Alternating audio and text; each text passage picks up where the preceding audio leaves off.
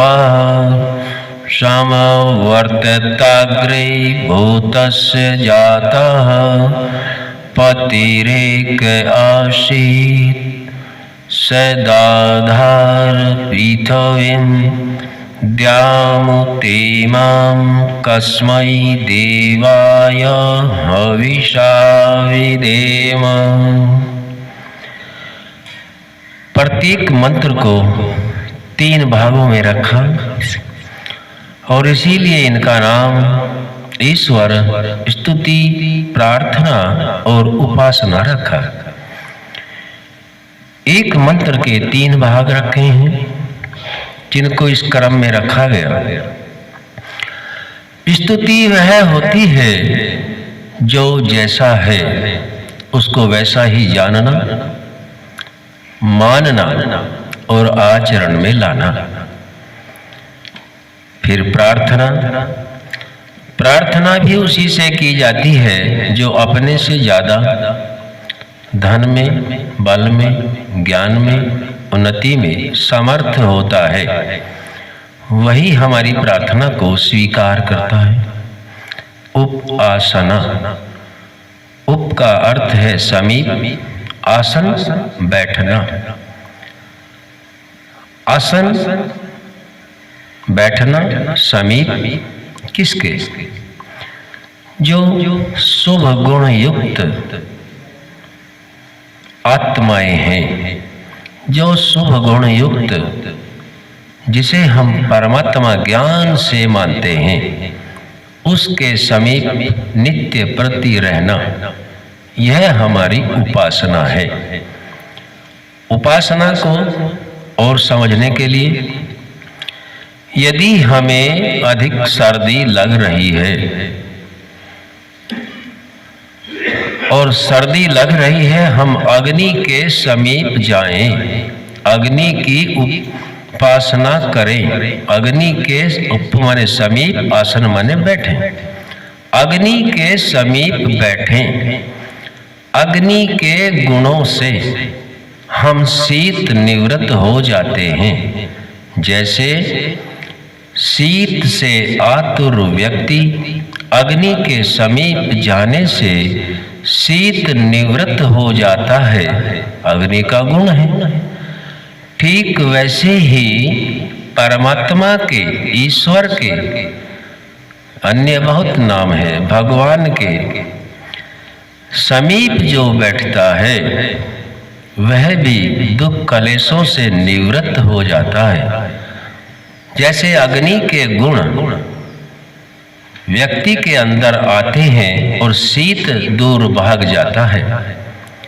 यदि हमने परमात्मा का, ईश्वर का, भगवान का गुणों से ध्यान नहीं किया और उसके गुण अंदर नहीं आए, तो वह भी दोष मुक्त नहीं हो सकता। अग्नि के गुण जैसे अंदर आएंगे तभी सर्दी दूर भाग जाती है। यदि परमात्मा का ध्यान तो करते रहे, या तो दिखावे मात्र करते रहे या श्रद्धा से किया, उनके गुण अंदर होने चाहिए।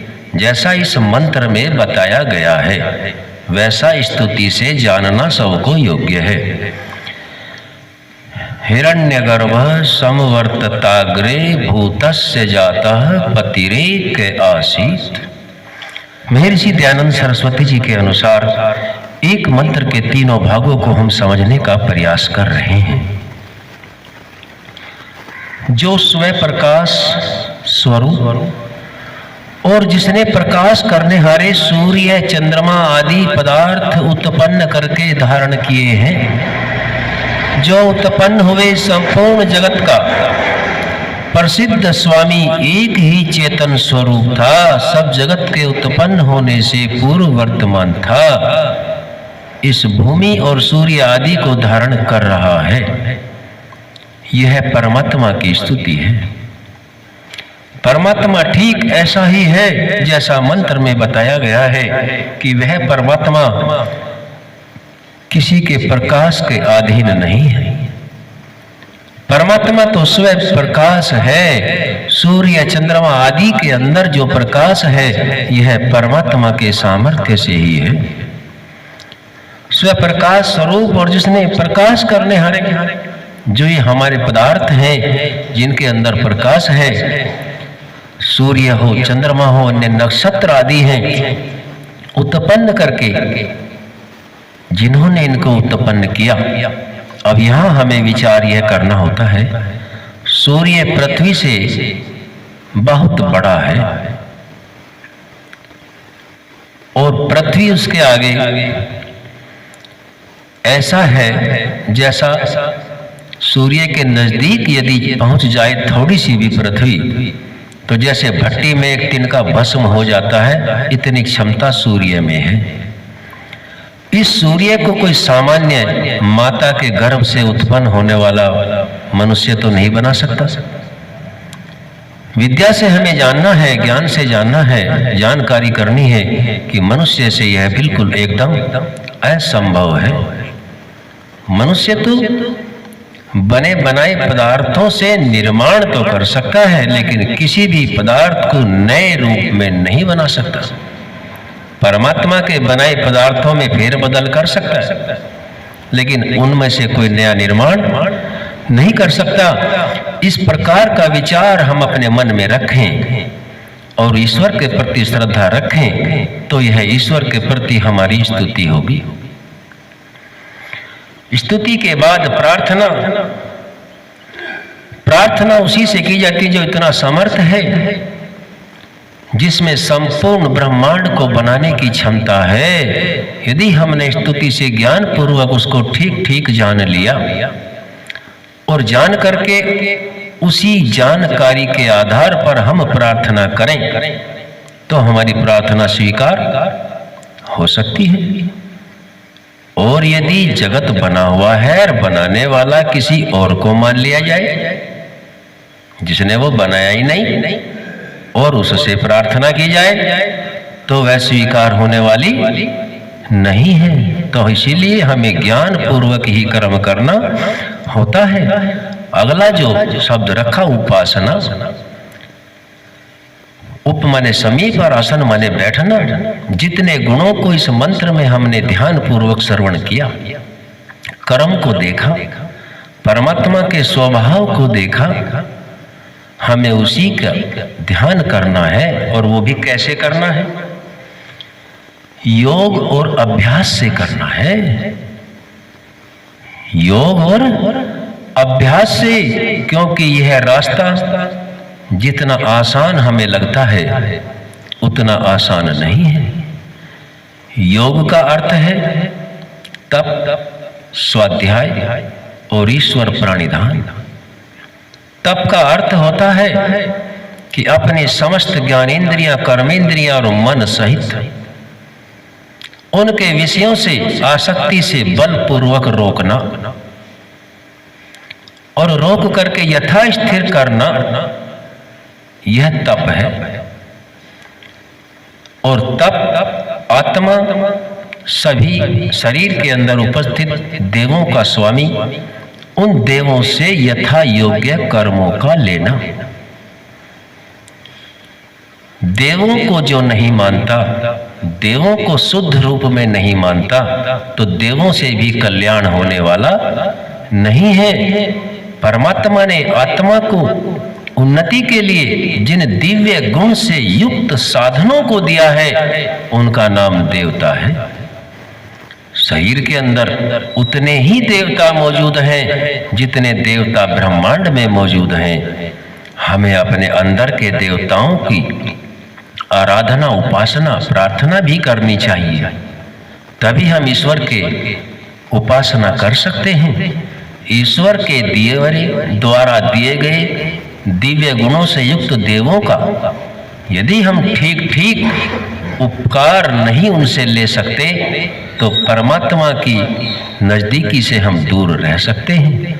तो हमें योग पूर्वक तप, दूसरा है स्वाध्याय। स्वाध्याय स्व माने अपना, अध्याय माने अध्ययन करना। अपना कौन? अपना है स्वयं आत्मा। आत्मा के लिए सारे शरीर साधन आदि मिले हुए हैं, मालिक तो आत्मा है। जो आत्मा की उन्नति के लिए अध्ययन नहीं करता, उसके द्वारा किए गए सारे अध्ययन पूर्ण उन्नति को प्राप्त नहीं करा सकते। साधन तो मिल सकते हैं, लेकिन मन में शांति, सही समय पर निर्णय नहीं कर सकता। उम्र भर हिरण की तरह भागेगा। जैसे हिरण का उदाहरण देते हैं, कस्तूरी उसके अंदर होती है और दुनिया भर में ढूंढता फिरता है, तो ठीक वैसे ही रहता है। धन ऐश्वर्य प्राप्त यदि कर भी लिया, तो स्वाध्याय न होने के कारण उसमें वह फंसा ही रहेगा और सुख को प्राप्त न कर पाएगा।